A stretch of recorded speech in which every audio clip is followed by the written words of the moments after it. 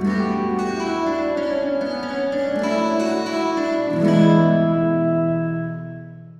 everyone. Welcome back to Bastions and Basilisks. My name is Brandon, My name is Kalvin.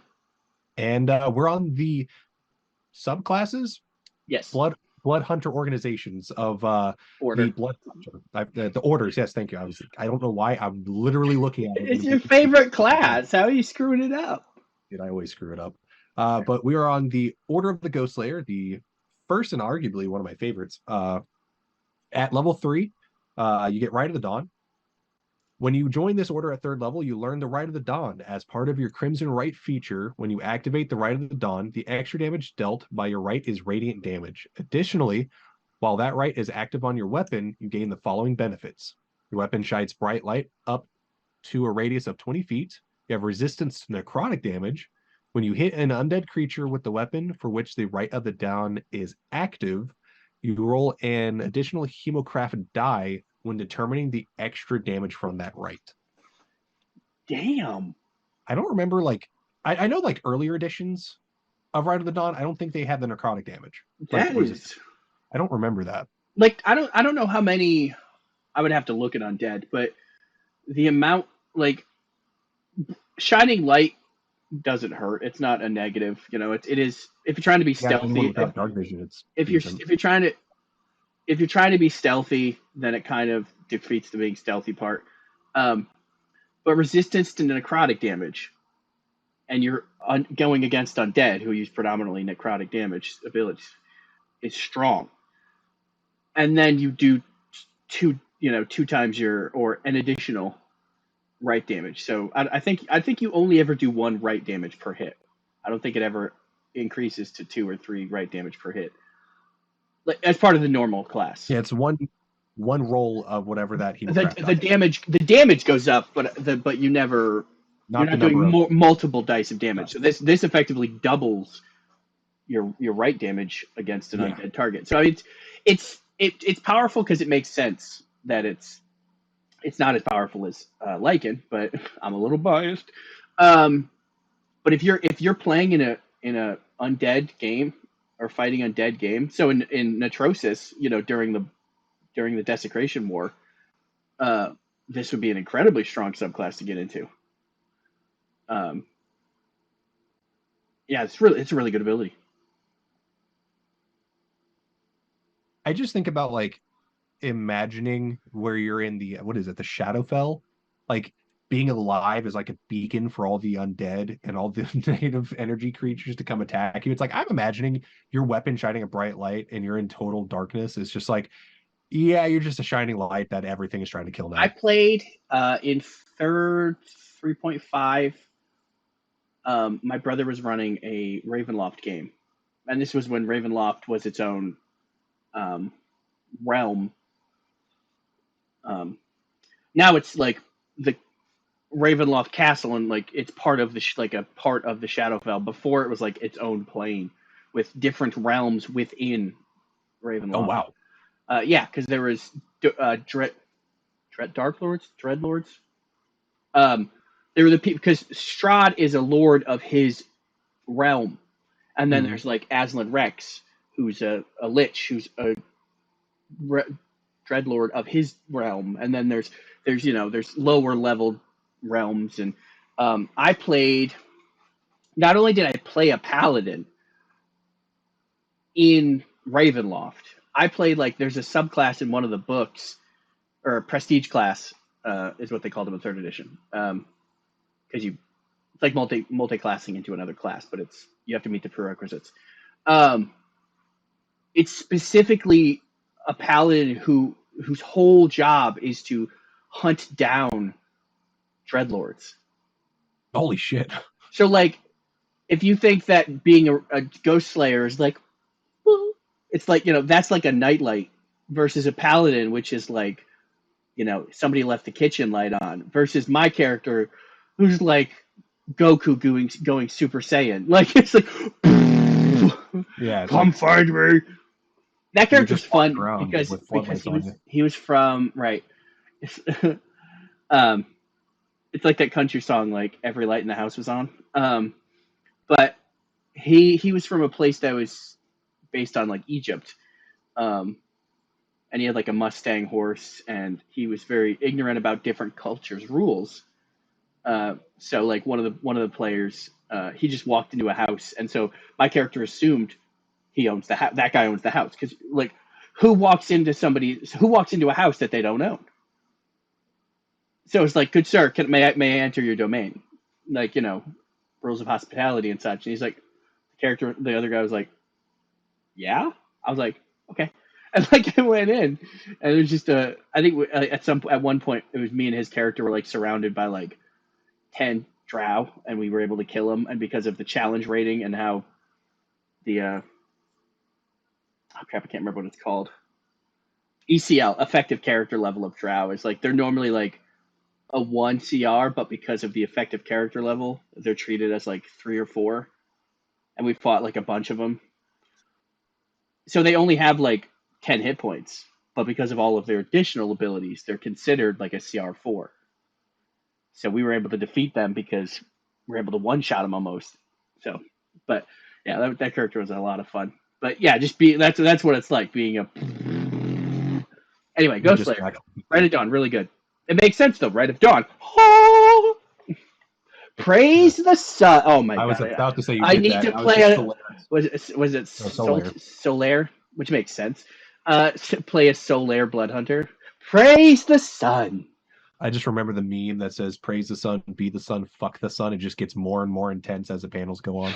Oh, poor Solaire. Poor all NPCs in Dark Souls. Dark Souls is fucked. Really? Everything in Dark Souls is fucked. Anyway, next ability. Curse Specialist. Starting at 3rd level, you learn You learn 2 Master Blood curses. Excuse me. You gain an additional use of your Blood Maledict feature. In addition, your blood curses can target any creature, whether it has blood or not. That is incredibly important. Because right. Like there are things that like undead, I think depending on the DM, they would say, hey, they're dead. Their blood doesn't flow, so you can't use it. There's automatons, like things that just genuinely don't have blood that you can't utilize these things on. And it just says, fuck that. We're going to use it anyways. And it is so powerful how that works. It's just okay. I really enjoy it. I don't know how you feel about it, Kalvin, but I love it.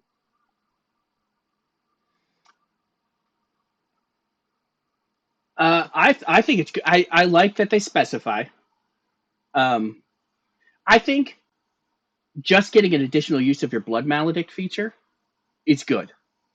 That's a great ability because that means whenever you recharge it, whatever it is, short rest, long rest, whatever it is, I don't know what it is. Either way, I don't remember off the top of my head. It's 1 additional use, which doubles your effectiveness at least to lower levels. I think you get more per day. I think at max, I think you get like 4. But at least at 1st level, I think you only get 1. Or at 3rd level, you'd probably have more. But anyway, it's really good because you give 1 more of any class feature that is a resource. Like 1 more Bardic Inspiration, 1 more Rage per day, 1 more, 1 more Channel Divinity. Strong. Very. And the fact that you can, because obviously it's aimed at specifically because of how it's based undead, but that means you could use Blood Maledict on golems. You use Blood Maledict on aberrations, on fiends. Although arguably fiends have blood, but now it doesn't matter. Like there's no like, well, they don't need to have blood. Well, this demon is a plant, so it doesn't have blood. I'd be like, well, my ability says it doesn't matter. An elemental, right? Like water elementals probably don't have blood. You're looking a little dehydrated there, buddy. Fuck you, Shorzy. Fuck you, Shorzy. Fuck you, Riley. Right. As soon as your video wants to show back up. Oh, my video went down? Yeah, it's just. No. No, your video is up. It's just frozen. Oh, why? But no, Curse Specialist. Yeah, these two features for level 3 are really good. Did that fix it? Welcome back. I missed you. It was weird because like on my screen, I'm working perfectly fine. Yeah. It only matters what happens on mine. But yeah, both of these features are really good. Obviously, one is better for against undead, and one is just good in general. Curse Specialist is just great. It's utility. Yeah. Aether Walk has a lot to read. 1 second as I scroll down. Aether Walk. Upon reaching 7th level at the start of your turn, you can magically step into the veil between the planes as long as you aren't incapacitated. You can move through other creatures and objects as if they were difficult terrain, as well as see and affect creatures and objects in the ethereal plane. You take 1d10 force damage if you end your turn inside of an object. This feature lasts for a number of rounds equal to your Hemocraft modifier, minimum of 1 round. If you are inside of an object when it ends, you're immediately shunted into the nearest unoccupied space and take force damage equal to twice the number of feet you moved. Once you use this feature, you must finish a short or long rest before you can use it again. You can use Aether Walk twice between rests starting at level 15. I've utilized this a lot to get out of shitty situations. Yeah, that's really good because there's no activation. You decide at the start of your turn. It's not a reaction, right? It just happens. You just choose for it to happen, which is great for the action economy. And then, yeah, so if you're in a bad situation, you could suddenly be not in that situation anymore. Like, one of my characters accidentally committed a crime, decided to turn himself in, and then because they were like gonna hold him there for this was your like super long backstory because you started at level 10. Yeah, we all remember. Right? Yeah, Aether Walk is so great because you're like, just bust out a Was that the Blue Clues? It was. Okay, it's been Let's like do, and you can too. It has been a decade. I use that because Echo Knights, because they can switch places with their Echo, and so that's why anytime I teleport or shift or whatever, I call it Blue Skidooing. So it's kind of no, I get it. You're just doing the light speed shuffle. It's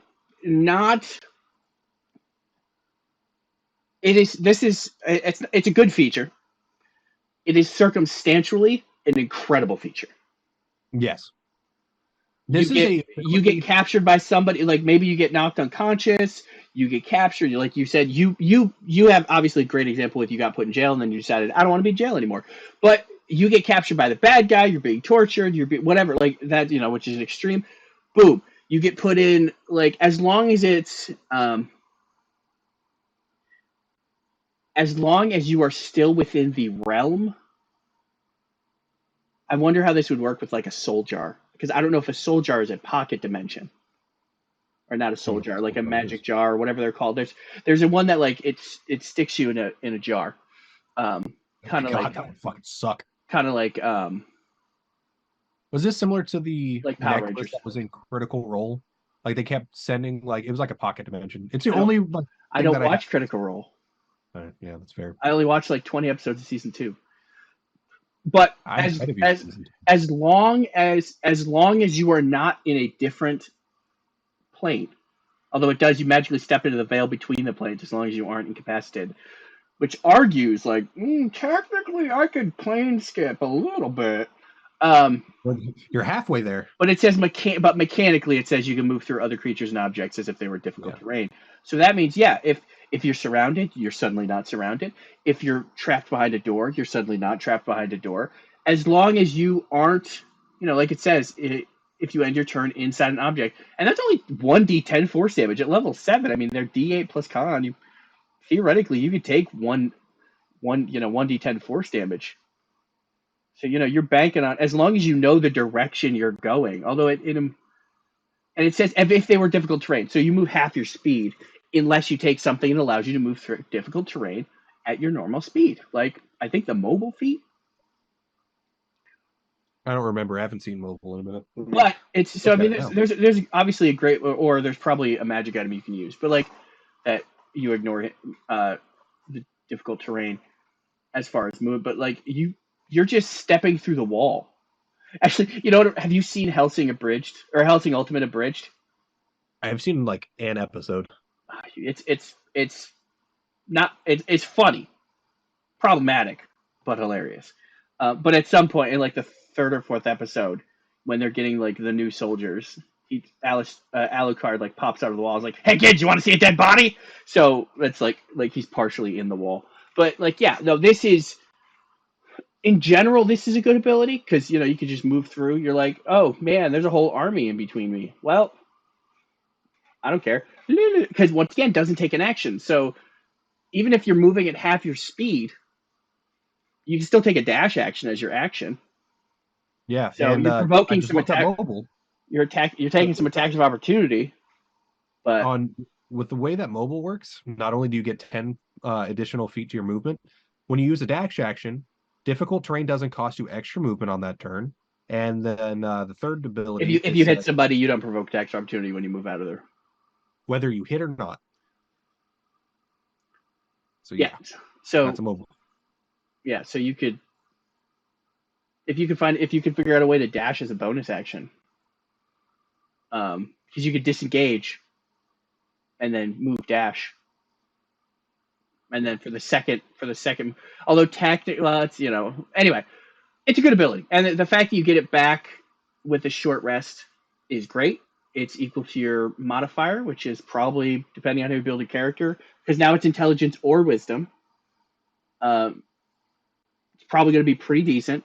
So you're going to get a couple rounds out of it. So you could spend, 3 rounds running through a wall. Yeah, just going back and forth and just hitting people and running back. I mean, it'll hurt if you're stuck in the wall, but yeah, that would suck. But it does specify the nearest unoccupied space. So if you're close enough, like, it's going to hurt like a mother. But you're like, if it's like 100-foot wall and you moved, 60 feet or 80 feet in that turn, and then you're getting shunted 20 feet, so you're taking 4d10 force damage. But you just ran through a 100-foot wall. I don't know why, but imagine like a rail gun, just like you're just getting accelerated so fast and just splattered like all the way on the opposite side. Right. It just looks so bad. And that's not even and that's like we said, if you're able to ignore hindering or difficult terrain with whatever features, or maybe if you get a flight speed somehow, arguably, to an extent, I guess it's, because you're kind of moving through solid objects, but, yeah, no, I think it's a good feature. And so far, out of what we've read, everything has been pretty decent. Like, good, definitely worth it. At 11th level, you get Brand of Sundering, not Suffering, Brand of Sundering. Starting at 11th level, your Brand of Castigation exposes a fragment of your foe's essence, leaving them vulnerable to your Crimson Right feature. Whenever you hit a creature with a weapon for which you have an active Crimson Right, you roll an additional Hemocraft die when determining the extra damage from that right. Additionally, if a branded creature has the incorporeal movement trait or similar feature, it can't move through creatures or objects while branded. Like a ghost or specter, stuff like that. Right. Or a shadow. I didn't know shadows worked that way. I don't know. I think they do. I don't know. Shadows are broken anyway. Yeah, I learned that the hard way in Kill House or Murder House, whatever it was in the Vlad Strahd campaign. Okay, so you use your Brand of Castigation on a target. I don't know how the Brand of Castigation works. It's kind of like imagine it like a Hunter's Mark. It does damage equal to your intelligence modifier, I think. Okay, so you hit somebody with that. You hit an undead creature with that, leaving them vulnerable to your Crimson Right. Whenever you hit a creature, you deal an additional. So if it's an undead, that means you're doing three Hemocraft dice worth of damage per hit, because of your initial Right of Dawn. Makes you do one. Yes, because yes, no, undead. I know, because Right of Dawn. That's why I said specifically undead. Right of Dawn, boom, that's an additional die of Hemocraft die. With this one, if they're an undead under your Brand of Castigation, that's 3d whatever per hit. Yeah, but if it's not undead, it's 2. I didn't know that. Yeah. And then if a branded creature has incorporeal movement, you're like, I would play it up so much too. You hit them and they don't know they're not incorporeal anymore, and then they try to like go through a wall, and they're like, and I'm like, I would roll like just because it's funny. Be like, all right, they're very confused as to why they can't go through that wall right now. They roll a confusion to save, and it's just like they just start touching the wall, like what's going on? Like they don't even care that they're fighting anymore. They're just horrified at the fact that they're suddenly They're like, tangible. how? What? Why? Well, that's new. I haven't done this in 300 years. Well, it'd be funny. It'd be funnier if you had an Aleph with it because they're supposed to be like so crazy. So it'd be funny if like that's their one moment of clarity that they smash into a wall. They're like, huh. Right. That's peculiar. I don't like this. Yeah, that's a good ability because gives you a weapon. It's like because it's once again we're saying like if you're hunting undead, it does even more damage. But if it's against anybody, it does good, like your additional damage. So like this is a good thing. This is a good ability. You get damage on top of anything, and if it has the ability to have incorporeal movement or similar feature, and I want to stress it says or similar feature, because there's probably DMs that if it didn't say that, it'd be like, it has to say this.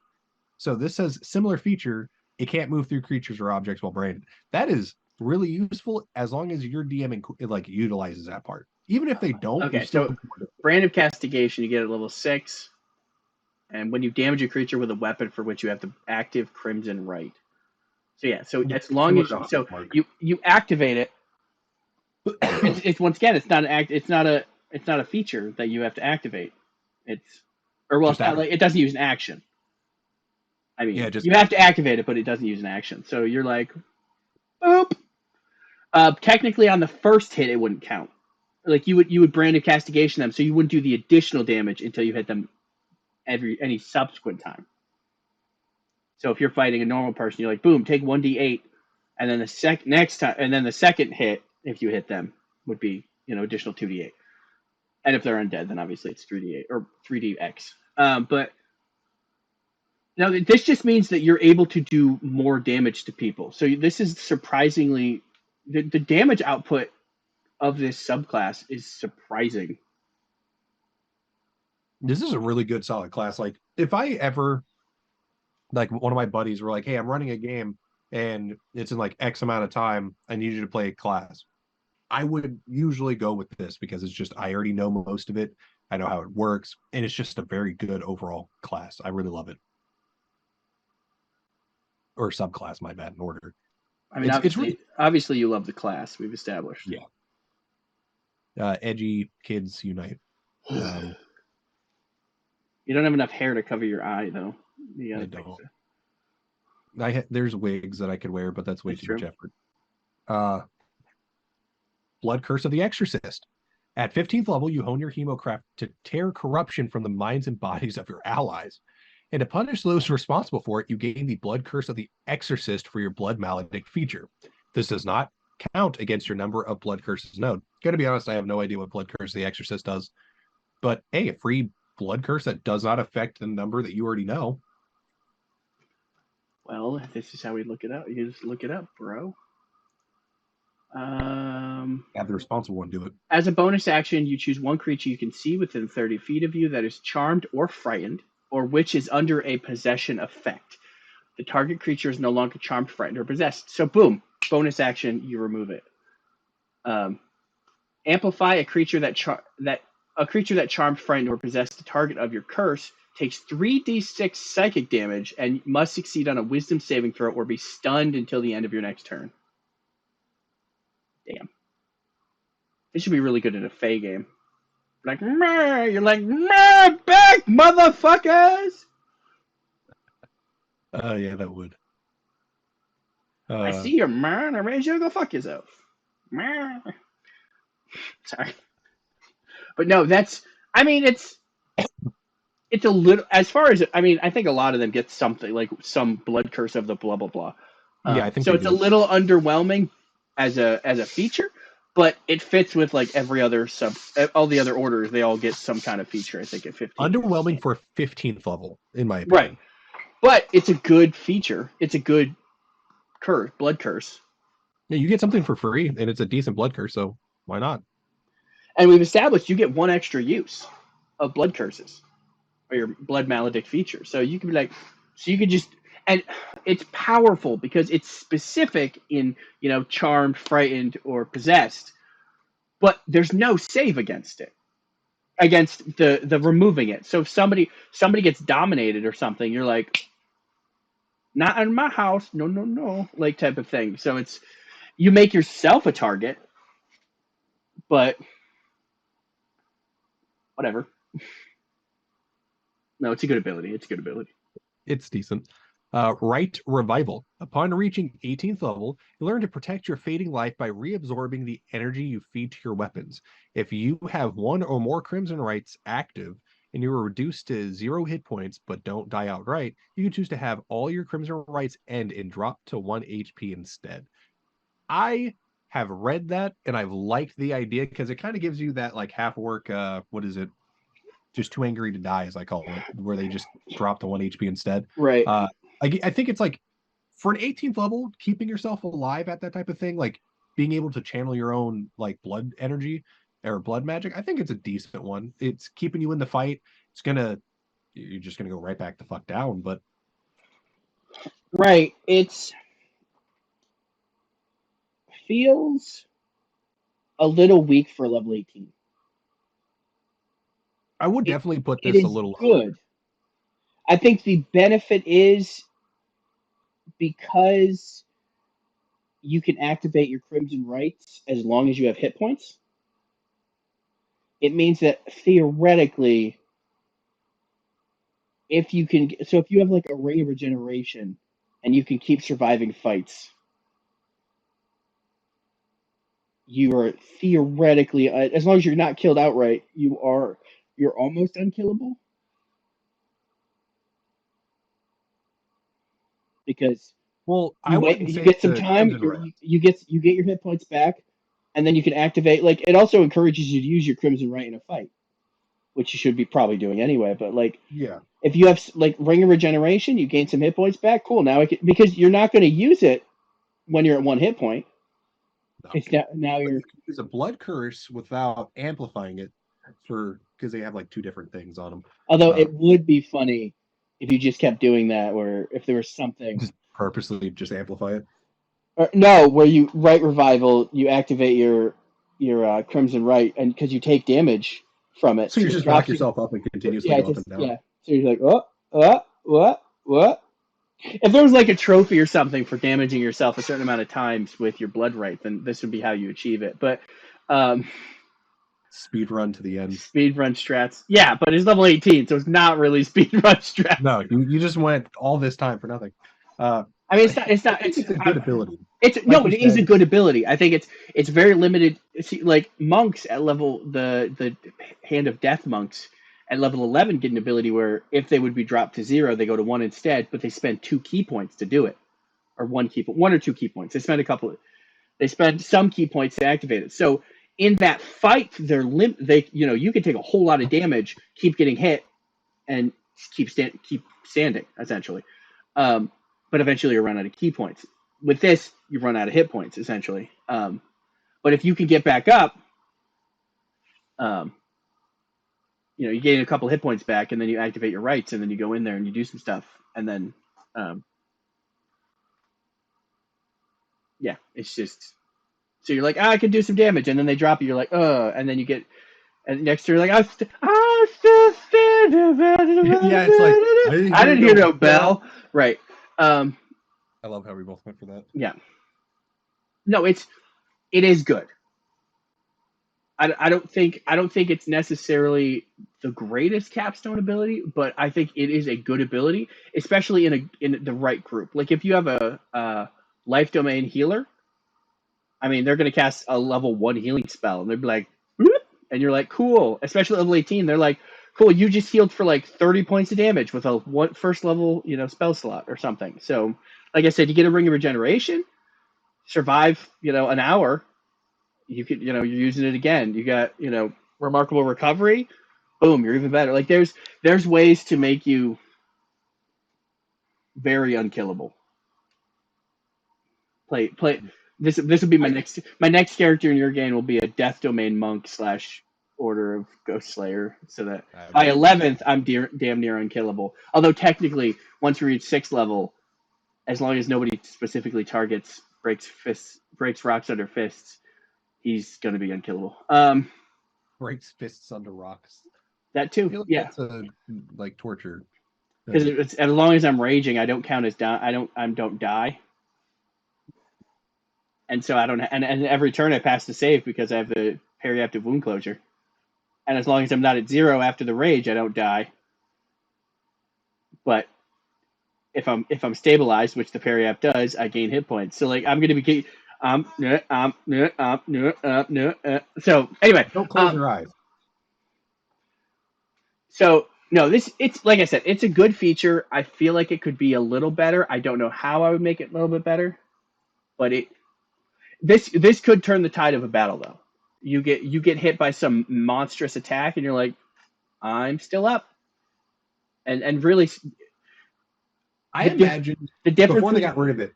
The difference between the difference between 1 hit point and 0 hit points is all in what you do during your next turn. Essentially, if you're at 1 hit point at the beginning of your turn, you have a whole turn. Like it's astronomical what you can do with 1 hit point, because at 0 hit points you can't do anything but bleed. At 1 hit point you could do anything. So it's not the strongest ability, but it in no ways is it a weak ability either, I think. I can totally imagine that Blood Curse and Mutual Suffering, before they got rid of it for this class, like having Right Revival, you get Blood Curse and Mutual Suffering, so they technically take all that, like whatever your health point was by that point, amplified, they take all the damage. Like, dude, it's very, very strong.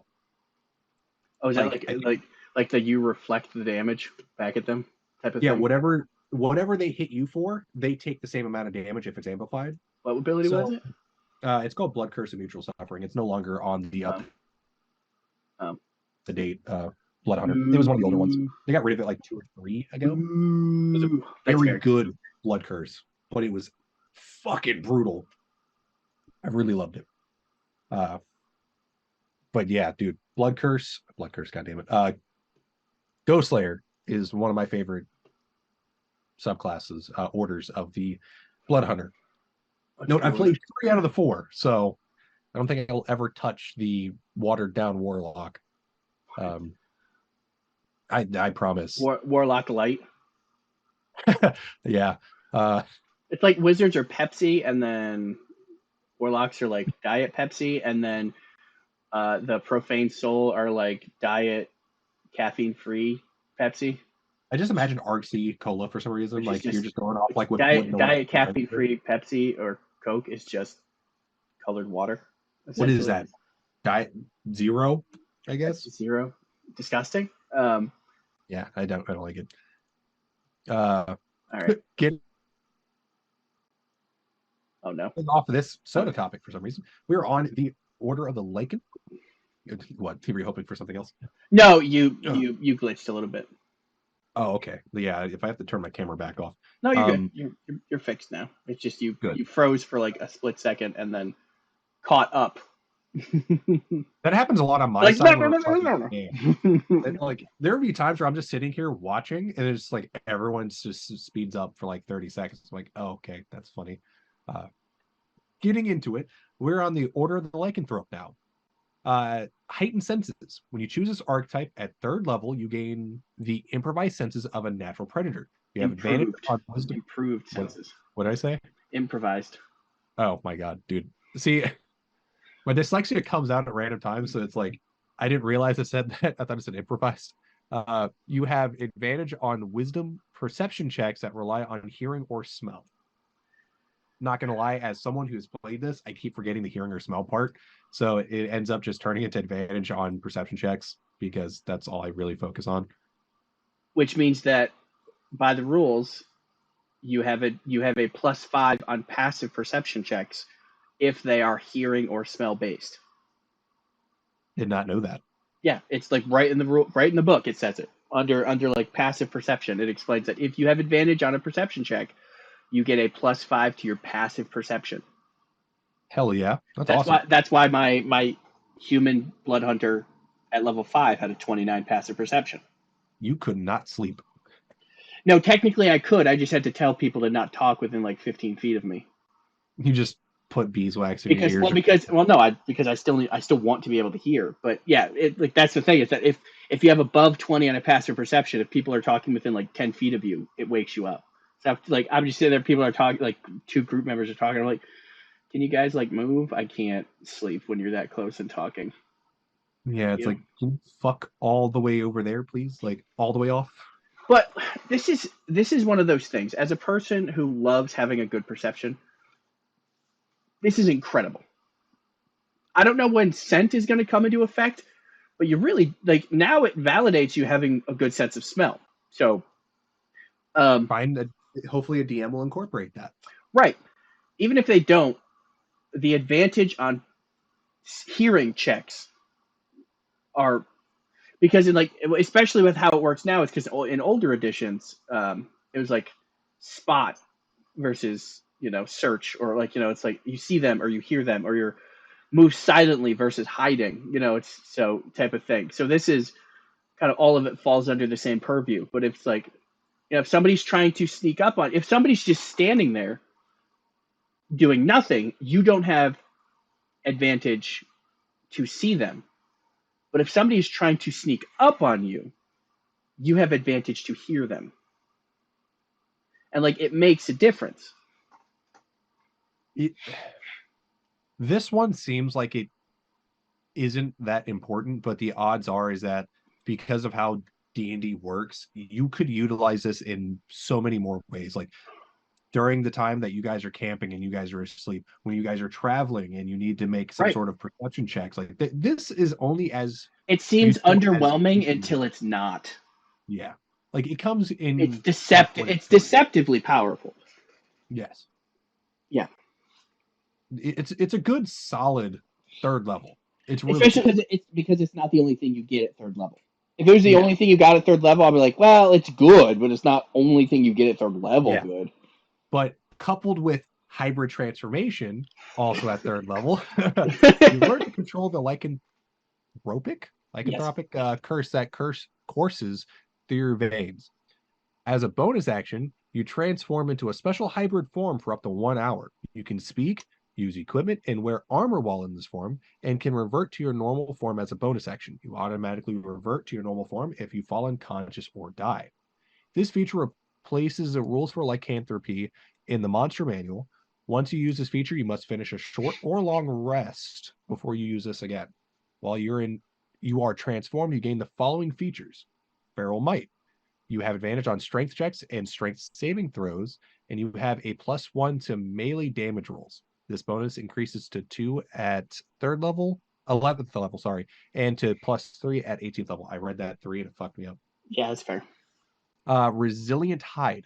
Your resistance to bludgeoning, piercing, and slashing damage from non-magical attacks not made by silvered weapons. Additionally, while you're not wearing heavy armor, you have a +1 bonus to AC.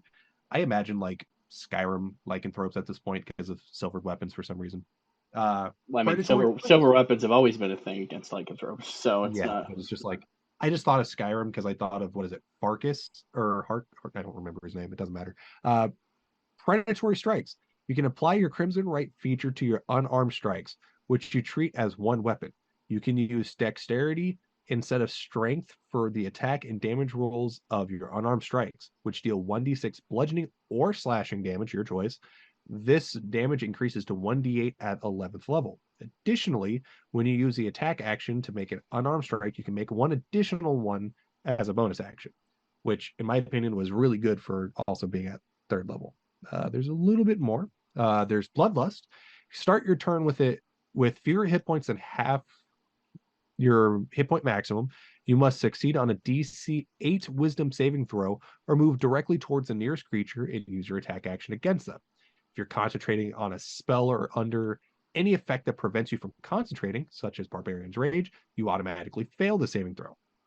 If you have an extra attack feature, you can choose whether to use it for this frenzied attack.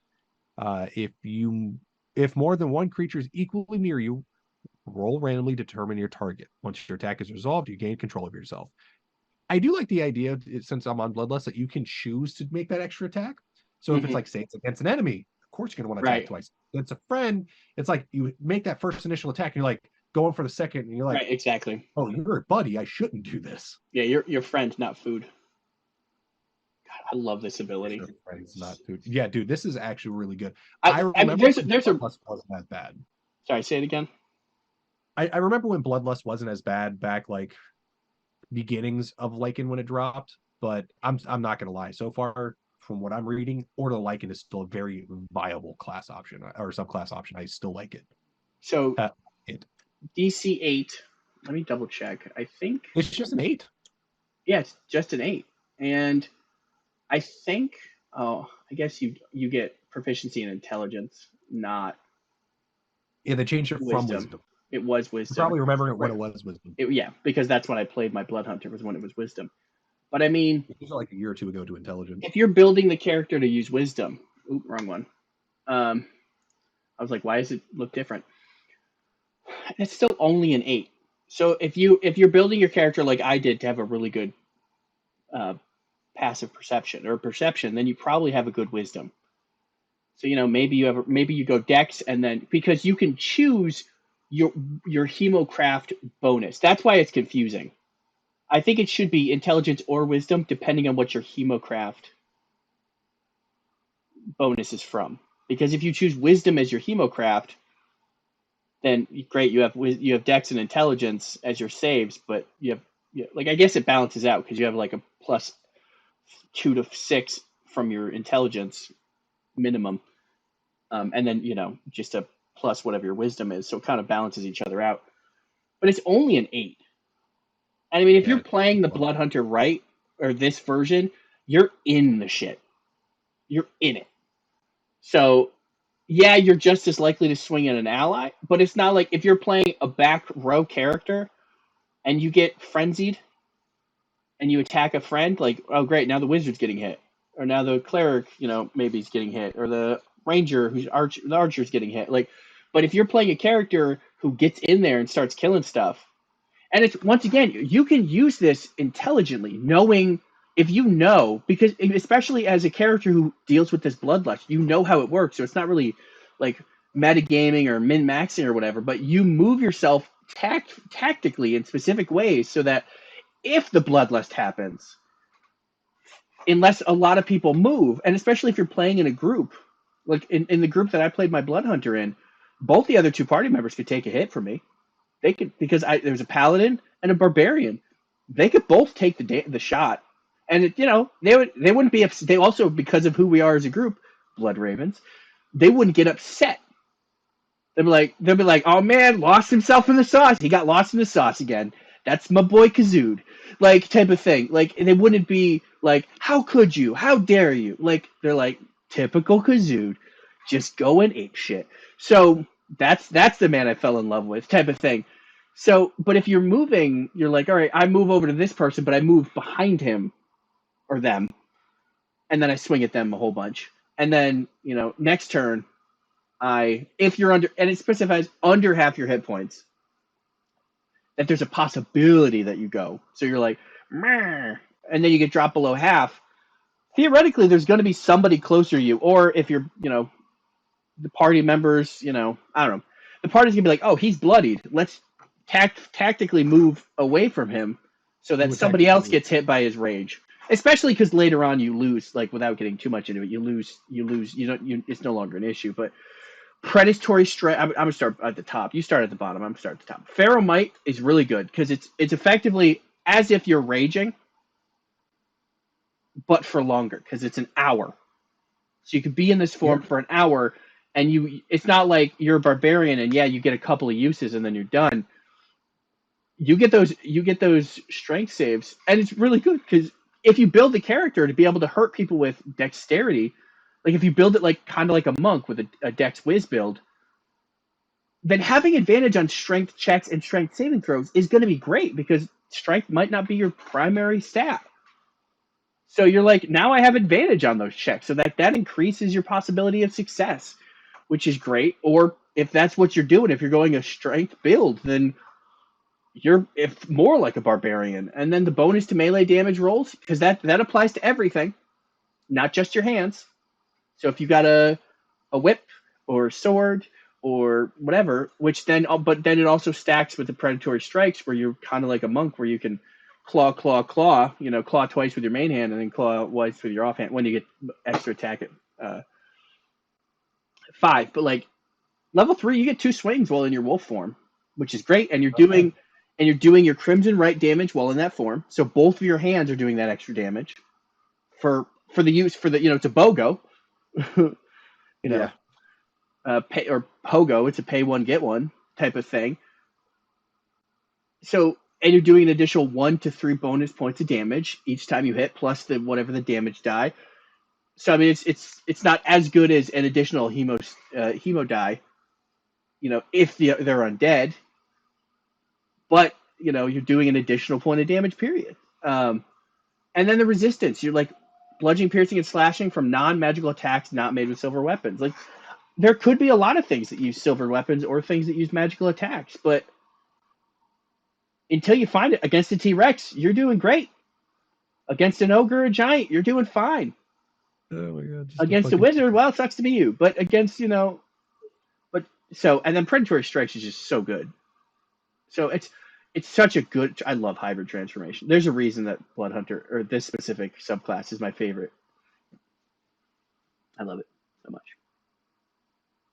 Yeah, predatory strikes. You can use the dex or the strength.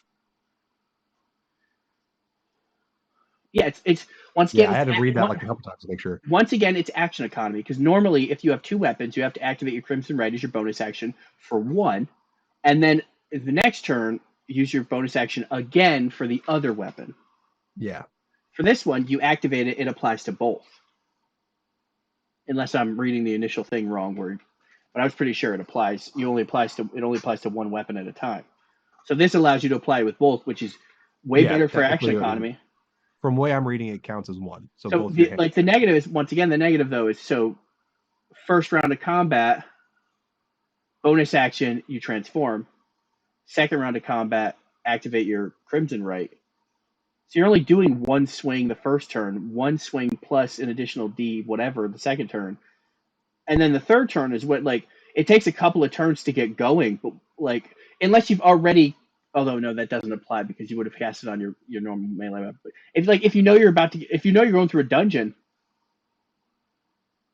you're like, we're we're fighting. We know that we got a couple of rooms of fights ahead of us. So yeah, you just boom, jump into your wolf form, your hybrid form, activate your Crimson Right, roll initiative. Now you're going into those fights. Just like, I can't touch anything, but open the door for me and I'll kick the crap out of whatever's behind it, type of thing. Give them these hands. So, and the fact that they go up from 1d6 bludgeoning or slashing to 1d8 at 11th level, like, it's not. And you get to choose bludgeoning or slashing. So against skeletons, which are vulnerable to bludgeoning, you're doing extra damage, or against some things that are don't like slashing, or things that are immune to slashing, or so it's it's one of those things that it gives you more versatility. It's when you're going against an Order of the Mutant has those vials that they become immune to bludgeoning, but vulnerable to piercing. So guess what? If they're immune to bludgeoning, but you have the slashing available, right, you open up that I still do damage. Yeah, I'm still doing damage. So it's the difference between punching and slapping.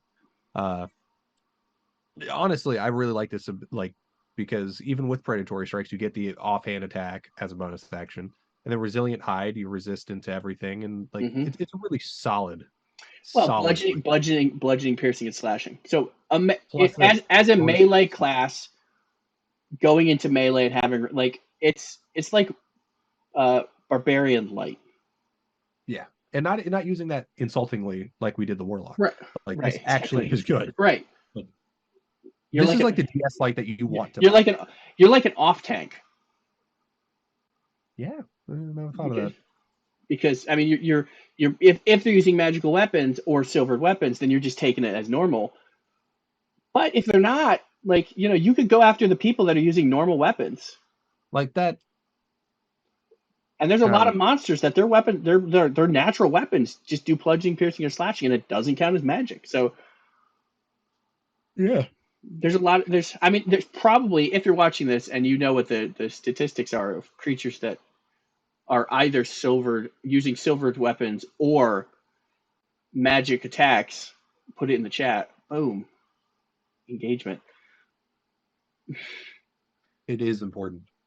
And I like that they have some, because of how strong this is, they give you somewhat of a limit, somewhat of a hindrance with Bloodlust. But once again, thematically, it makes sense with the subclass because you are a werewolf. The whole bit is you transform and can't control yourself. So this allows you to about it.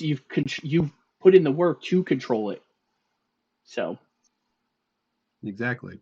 So, like you said, it's not metagaming. It's not abusing it in any way when your character would already know how to go about it. Like the entire point of Order of the Lycan is that you were trying to control it. Right. Stalker's Prowess. At 7th level, your speed increases by 10 feet. You add 10 feet to your long jump distance and 3 feet to your high jump distance. Your hybrid form also gains the following additional benefit: improved predatory strikes. You have a +1 to attack rolls made with your unarmed strikes. The bonus increases to +2 at 11th level and to +3 at 18th level. Additionally, when you have an active Crimsonite on your unarmed strike while in your hybrid form, your unarmed strikes are considered magical for the purposes of overcoming resistance and immunity to non-magical attacks and damage. I like that. Right. Because really that means at 7th level, you can take down werewolves by yourself. Yep. And I don't think their attacks count as magical. So I mean, normally you're doing whatever your Crimson Right damage is. So if you're going toe to toe with a were creature at level 3, you're doing your Crimson Right damage at best, probably. Yeah. But at level 7, and I love, because it encourages you. This is one of those things. Like, I love the increased speed, although the +10 feet to your long jump distance, that comes with the +10 to your that comes with the +10 to your speed. Yeah. Your long jump distance is whatever your movement is. As long as you have someone that's willing to give you that type of stuff to incorporate, and a 3 feet. It might never. The +10 to your movement is great. That is a great feature, regardless, because movement is so important. Yeah, like movement changes the game. It does. So, like maybe monks aren't able to DPS as strongly as fighters do, but they are also more mobile because of their increased movement. Getting out of dodge or getting into the shit. Getting to a fight. You know, because maybe you have a 60 movement, and then you use your dash, and then you use boots that double your speed. Outrunning a cart to a village that's getting attacked by mains, if I'm correct. Exactly. Mares, I don't know. Yeah. One of the beginnings of the demons.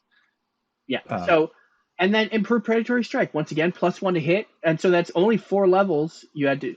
So it's normally monks get it at 6, where they do their unarmed damage as magical. So you have to wait 1 extra level, but you also get a +1 to your attack roll when you're using your unarmed strike. That goes up to a +3.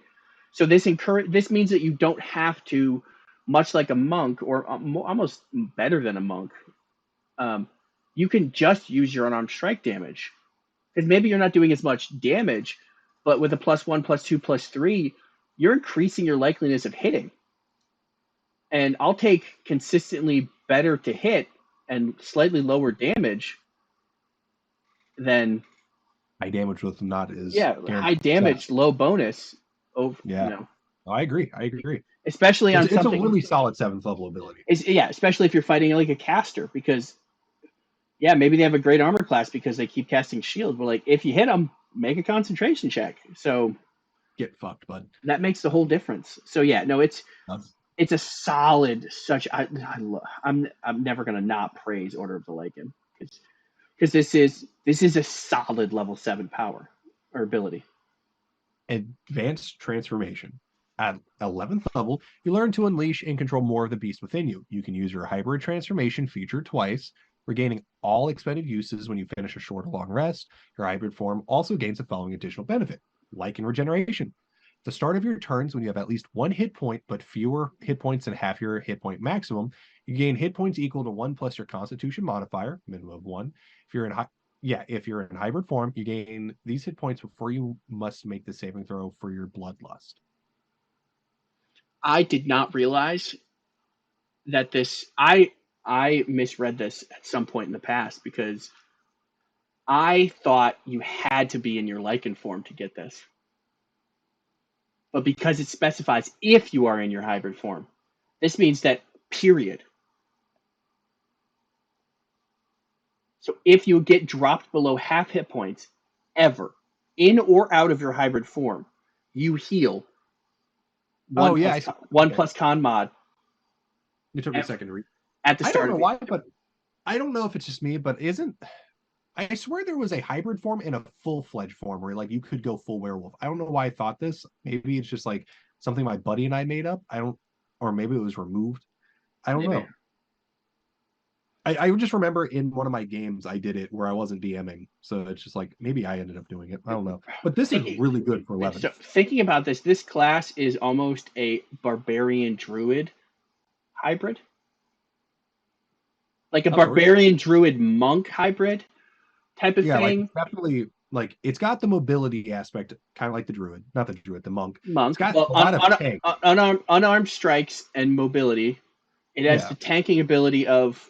But it's also a transformation, and it lasts long. So that's like a druid. Yeah. And then this is a little speckling of I think champion. At 18, they heal 5 plus their con modifier as long as they're above half. So I thought that you had to be in your wolf form for this to trigger, but like you get this, it doubles your efficiency because now you can transform. Wise. Because I think before the transformation was like similar to the wild shape, where it's like a certain amount of time depending on your level, I thought. But now you can transform twice. And I mean, still, short rest is a short rest. So you plow through enough rooms, you guys are like, you're like, I'm going, we're going. So and this is level 11. So like fighters don't get this until 18, I think, or 15 or 18. I don't remember. But like, so maybe your con isn't great, but 2-3 hit. I mean, 1 hit point minimum, but probably gonna have an okay Constitution modifier. So 2, 3, 4. Once again, combine this with Remarkable Recovery, because it says class feature. So when this triggers, it adds essentially you double your Constitution modifier for what you regain every turn. Or 1 plus twice your con every turn. Plus, if you're knocked to 0 on your turn, you stabilize. Remarkable Recovery, periactive wound closure. Like this. I love this class so much. But like, obviously I love Remarkable Recovery. But once again, like you can use 2 of my favorite feats in one class because you take the Observant feat, and nobody can surprise you, and then you take the Remarkable Recovery feat. So when they try to jump you, you're like, I knew you were there the whole time. And then you fight, and they're just beating the hell out of you. You're like, once again, I can do this all day. I didn't hear no bell. So, and then what's like it says that if in your hybrid form you gain these hit points before, you must make the saving throw for your bloodlust. So if you get hit at the beginning of your turn, that puts you over half hit points. You don't have to bloodlust. So, good stuff. I like the ability. I love it. I love it so much. Brand of Ferocious. Starting at 15th level, you have advantage on the saving throw for your bloodlust while in hybrid form. Additionally, your Brand of Castigation can now bind a foe to your hunter's ferocity. While in your hybrid form, you have advantage on attack rolls against a creature branded by you. Free advantage is always fucking great. Right. Especially because, like we said, Brand of Castigation is when you hit, you activate it. So it's like almost like a smite. Yeah. Type of thing. So you hit them with and at this point you have two swings on your main and then your offhand. So first swing you hit them, if you hit them, and then it's until they're dead essentially, because the brand lasts as long as you want it to last. And then you move it. So you're like, that fucker's mine, and they're like, but I wanted him. Like, no, it's mine. And then you run over, you're like, cool, and then they got the giant like get fucked on their face, and then you're ripping into them, because now it's every turn you're doing minus all the benefits. You're doing you're 3 swings a turn with advantage, which means that higher likeliness to getting critical hits, which means that's extra damage from that and your Crimson Right. So like and the Brand of Castigation does damage on top of it. And you have resistance, right? And you have resistance to non-magical bludgeoning, piercing, and slashing, non-silvered. And you can regenerate. So You're just you make yourself fucking people up. you make yourself a threat. Yeah, you are a threat. This is a pretty good ability for what it is. And then the one that so you get in there even more so because you're doing so much, but you also have advantage on your saving throw for your bloodlust. And like at 15th level, if you haven't taken something that gives you a bonus, like if you haven't taken the resilient feat that gives you proficiency in 1 feat, like you don't have to at this. But like I have advantage on that wisdom saving throw. So as long if you have a good wisdom, you increase your likeliness of succeeding. You're right. I know I am. Hybrid Transformation Mastery. At 18th level, you have mastered your inner predator. You can use your hybrid transformation feature an unlimited number of times, and your hybrid form lasts until you revert to your normal form, fall unconscious, or die. You also gain the Blood Curse of the Howl for your Blood Maledict feature. This does not count against your number of blood curses known. Being able to stay in this form for however long you want and having an unlimited amount of times of doing it is great. Right. So you can just be in your wolf form all day, every day. Imagine like you're like someone's like sitting there talking about werewolves and they're like, yeah, no one's near us. And you're like, watch this. And you just turn into like your hybrid form to fuck with them. Like, yeah, werewolves sound terrible. like, So Blood Curse of the Howl. As an action, you unleash a blood-curdling howl. Each creature within 30 feet of you that can hear you must succeed on a wisdom saving throw or become frightened of you until the end of your next turn. If a creature fails its saving throw by 5 or more, it is stunned while frightened in this way. A creature that succeeds on a saving throw is immune to this blood curse for the next 24 hours. You can choose any number of creatures you can see to be unaffected by the howl, so allies. Amplify, the range of this curse increases to 60 feet. Just realized you could keep activate, like you can amplify or activate your Crimson Rights whenever you're below half hit points because you'll always go back to half hit points. So once again, that plus normal Ring of Regeneration, you're like, cool, I'm back up to half after 10, 20 turns, and then every hour I get another D6 plus con mod. It's underwhelming. The Blood Curse of the Howl, because it's a wisdom save. Yeah, it was definitely based off of it's the terrifying werewolf howl. Once again, thematically makes perfect sense. I'm not mad at it, but if it's somebody who's immune to being frightened, that sucks. Or there's no half effect. It's all or nothing. If they fail a lot, then they're stunned. And it's until the end of your next turn. So the only negative is it's an action. Yeah. And that's also a negative. So you have to use it, and then you're like, cool, that's my turn. Hopefully next turn, But like if you're surrounded, you're like, rawr. And then some people are probably going to fail to save. So then you have some people just run away, and you're like, okay, cool. Now it's, you're getting mobbed. Now it's a much more manageable amount of enemies. Yeah, it's not the best.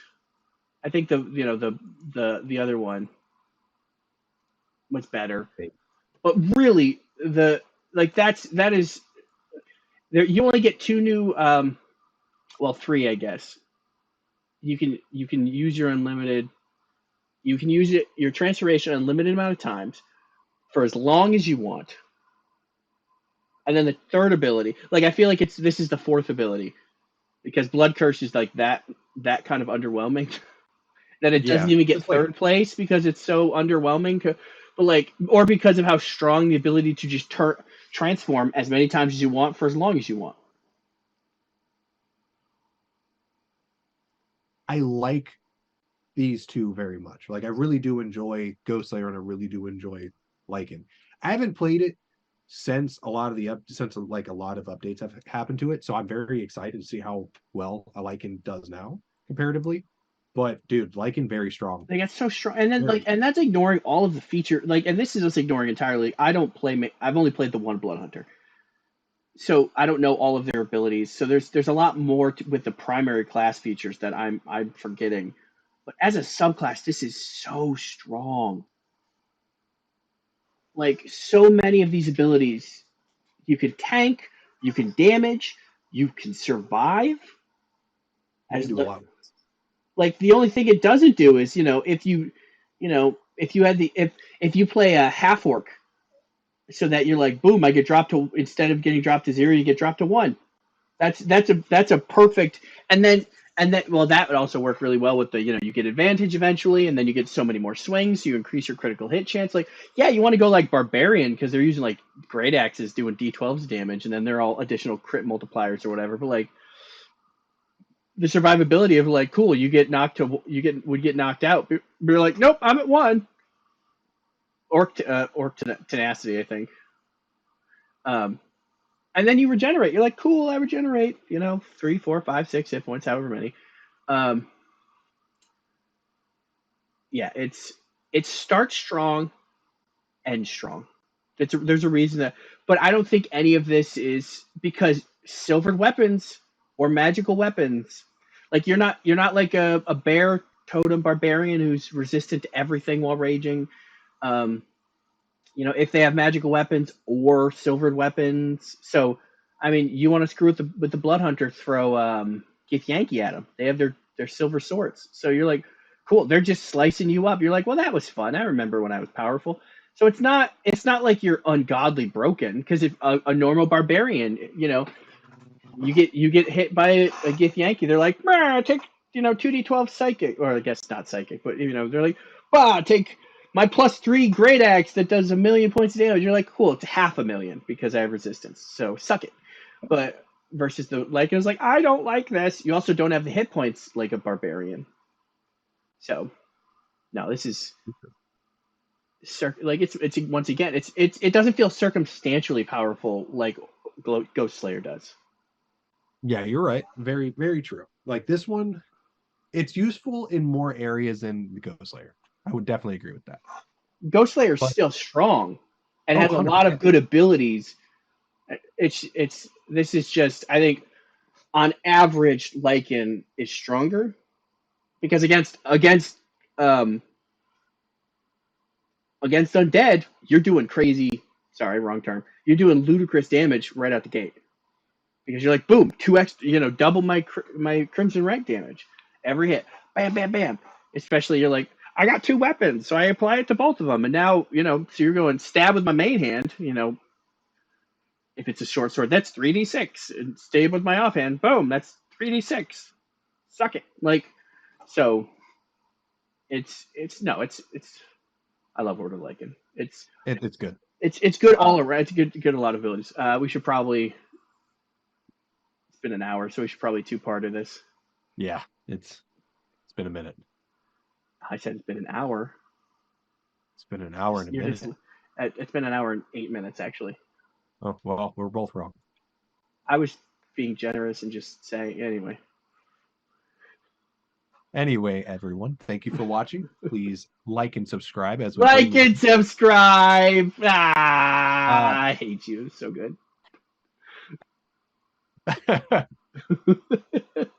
Bye. Gotta remind people after an hour and 9. Thanks for watching. Please like, subscribe, and comment. And now you get to listen to the outro song. And that's the outro song. Yeah.